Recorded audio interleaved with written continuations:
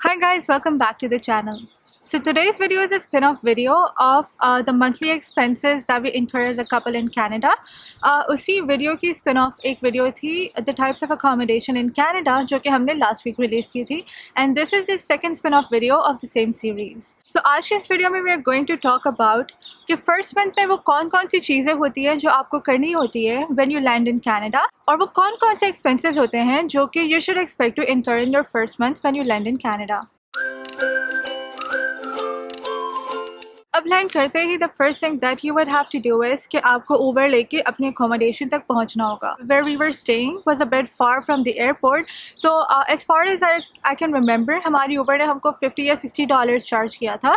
And हमने Uber से नहीं ऊबर मंगवाई थी. Actually we found a guy through market place और उन्होंने हमें पिक किया था from the airport. So I thought that was a bit cheaper than अगर आप ऊबर लेके अपने अकोमोडेशन तक पहुँचे. So I think that's the first expense जो कि आप एयरपोर्ट से बाहर कदम रखते ही that you will incur is the Uber cost. और आप हमारी तरह मार्केट प्लेस से भी किसी को ढूंढ सकते हैं जो कि आपको जो है वो आपकी अकोमोडेशन तक पहुंचा सके. अब जो नेक्स्ट इंपॉर्टेंट चीज़ है जिसकी आपको ज़रूरत पड़ेगी for sure is the SIM और मोबाइल डाटा. अब जब आप एयरपोर्ट पे लैंड करते हैं तो बहुत सारी मोबाइल कंपनीज़ या सिम कंपनीज़ वहाँ पर होती हैं जो आपको सिम डिस्ट्रीब्यूट कर रही होती हैं. But it totally depends on you कि आपको वो सिम यूज़ करनी है या नहीं करनी. द रीज़न बीइंग कि अब जब आप लैंड हो गए, नेक्स्ट जब आप मॉल जाएंगे या फिर आप अपनी सिम शॉपिंग के लिए जाएंगे, so you will get a lot of different options और mobile plans as compare to जो सिम आपको एयरपोर्ट पर मिलेगी would only have a limited plan. या तो फिर आप ये कर सकते हैं कि या वहाँ से आप जो है वो अपनी प्रीपेड सिम ले लें कि you don't have to get like monthly plan वाली कोई सिम. आप वहाँ से सिर्फ ले लें कि दैट्स लाइक $100 और $50 prepaid SIM.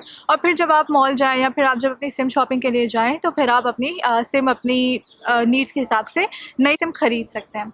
So I think वो जो सिम का एक्सपेंस है दैट डिपेंड्स अपॉन कि आपको कितना मोबाइल डाटा चाहिए, आपको कितने मिनट्स चाहिए, international minutes and all that stuff. But let's keep about $50 in mind कि आपका plan should approximately cost you about $50. Now the next thing, which is probably the biggest expense of someone when they land in Canada, is accommodation. So accommodation का ये होता है कि you do have options to rent different types of accommodations. लेकिन अगर आप अपना if you want to rent a condo or if you want to rent an apartment, तो वो usually आपको जो है वो आपकी pay stubs मांगते हैं and वो sometimes आपसे references भी मांगते हैं. Now considering you're new to the country, आपके पास ये चीज़ें नहीं होंगी, so you could either consider living in an Airbnb or you could rent a basement or you could rent a single room. हमारे केस में ये था कि जब हमने लैंड किया था तो हमने हमारे रिलेटिव्स के घर पे स्टे किया था for about 5 days. And then we rented a room because हमें जो रूम मिल रहा था was very much within the city and close to the amenities. So हमने डिसाइड किया कि हम वो रूम रेंट कर लेते हैं. और सेकेंडली ये कि उसी घर में जो दूसरा रूम रेंट पे था वहाँ पर जो लड़की रेंट कर रही थी was from Karachi too. और वो हमारी जानने वाली निकली and then we had like a really great bond with her. So I think इसलिए हम लोगों ने वो रूम रेंट किया. So अगर आप सिंगल भी हैं तो I think renting a room is a great option क्योंकि वो आपको काफ़ी अफोर्डेबल भी मिल जाता है. It's just for a month or a couple of months क्योंकि उसके बाद when you have a job तो फिर आप अपना अपार्टमेंट या कॉन्डो रेंट कर सकते हैं या फिर आप देख सकते हैं आपकी जैसी भी सेटिंग बने. But I guess starting में renting a room is a good option. So the cost of renting a room can range between $500 to $700 for a single person.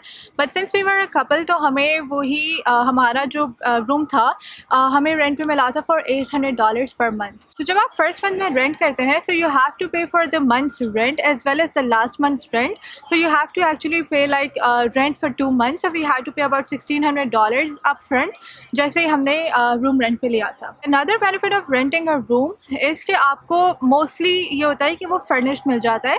So you actually don't have to incur any cost for bedding and furniture. और utilities भी उसमें included होती है. Utilities such as hydro, wifi, ये सारी चीज़ें जब आपके रूम के साथ इंक्लूडिंग होती है. So I think that's a great way to start क्योंकि आपको दैन किसी और चीज़ों की स्ट्रेस लेने की नीड नहीं होती. Now that we are talking about accommodation, let's assume कि आपको जो है वो फर्निश्ड अकोमोडेशन नहीं मिलती. So the basic type of furniture you would get is definitely just the bed and mattress. तो अगर आपको काम चलाने वाला चाहिए चाहिए so you can get it in under like $500 from IKEA too. But I would rather suggest कि आप अपना first accommodation furnished लें and then when you move into your own condo or apartment तो फिर आप उसको अच्छे से quality चीज़ों के साथ furnish करें. But again अगर आपको starting में कोई चीज़ चाहिए सिर्फ you know for a couple of months या years, क्योंकि अगर आप low quality चीज़ें लेंगे from IKEA तो वो बहुत long lasting नहीं होती है honestly. But then again अगर आपको initially चाहिए कुछ चीज़ें so you can definitely get a bed and mattress from IKEA for about $500. I think again is commute or transportation. So initially तो आपके पास ना license होगा ना कार आप ले सकते हैं. So Presto card is your best bet. तो मैंने last video में भी बात discuss की थी तो आप Presto card ले सकते हैं. The card itself cost about $6 और फिर आप उसमें जो है वो traveling कर सकते हैं. So आप average ले लें $100 to $150 for a month, your initial month. जब आप उसमें groceries लेने जाएं या फिर आप अपने job interviews के लिए जाएं, so I think that's like $100 to $150 for public transportation. So the next expense that you can incur in your first month and every month is going to be your groceries. तो हमने ये grocery के बाद हमारे monthly expenses वाली video में भी की थी, पर again अगर आपको average चाहिए तो per month आप first month में expect कर सकते हैं anywhere between $250 to $300 और first month में maybe आपका थोड़ा सा grocery का expense $50-100 ज़्यादा हो, क्योंकि आपके first month में आपको मसाले वगैरह और हर चीज़ initially लेनी पड़ेगी जो कि आपको हर month नहीं लेना पड़ता. So I guess first month में you can expect around let's say $350 for a couple और अगर आप single हैं तो you can do it in like $200 as well. जब आप room rent करते हैं तो mostly आपको छोटी मोटी चीज़ें such as crockery, utensils, cutlery, ये सारी चीज़ें जो है वो आपको मिल जाती हैं बट कुछ केसेस में नहीं भी मिलती. सेम विद द बेडिंग, आपको बेड शीट्स वगैरह भी हो सकता है मिले, हो सकता है ना मिले. So just keep like $100 aside for ये छोटी मोटी चीज़ें कि अगर आपको प्लेट्स, मग्स और पैन्स और यू नो स्पून्स और ये सारी चीज़ें अगर आपको लेनी पड़ती है so just keep like another $100 aside for these things. उसके अलावा let's assume you are coming in winters या फिर अब विंटर स्टार्ट होने वाला है, so you would definitely have to buy winter gear जिसमें आपका winter jacket, snow shoes, scarf, muffler, gloves, ये सारी चीज़ें आएंगी and these cost are unavoidable. आपको डेफिनेटली ये चीज़ें लेनी पड़ेंगी and please don't get the stuff from back home, क्योंकि वहाँ के जो जैकेट्स होते हैं वो यहाँ के विंटर के लिए इनफ नहीं होते. सो you will have to get like यहाँ के हिसाब का jackets and stuff. So that would be like आपको जैकेट मिल जाएगा फ्रॉम $100 to $120 प्लस टैक्स. अगर आपके विंटर बूट्स या स्नो शूज़ की अगर हम बात करें so that would be like $40 से स्टार्ट होते हैं and then they can go up to about 200 और इवन मोर. सो डिपेंड्स आपको क्या चाहिए, बट एक एवरेज जो विंटर गियर होता है that should cost you about $250 to $300 और उसमें आपकी सारी चीज़ें आ जानी चाहिए. So I think that's like the मोटे expenses that you can expect to incur in your first month. उसके अलावा अगर हम बात करें उन चीज़ों की which you have to do in your first month, तो फिर यही चीज़ है कि you have to get yourself accommodation in the first month. आपको अपनी ट्रैवलिंग का इंतज़ाम करना होता है which is again the Presto card. उसके अलावा आपको सिम लेनी होगी, उसके अलावा आपको बैंक अकाउंट खुलवाने होते हैं.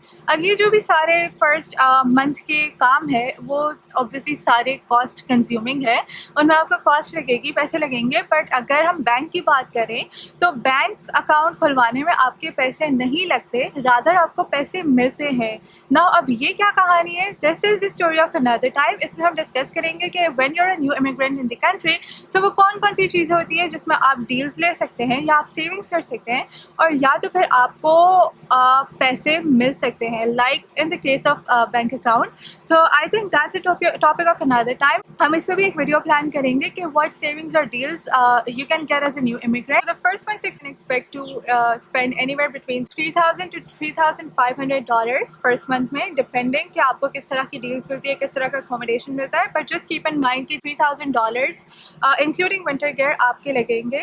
So that's it from my side for the video. If you enjoyed the video, please don't forget to give it a thumbs up and please subscribe and I'll see you guys in the next video. Till then, bye.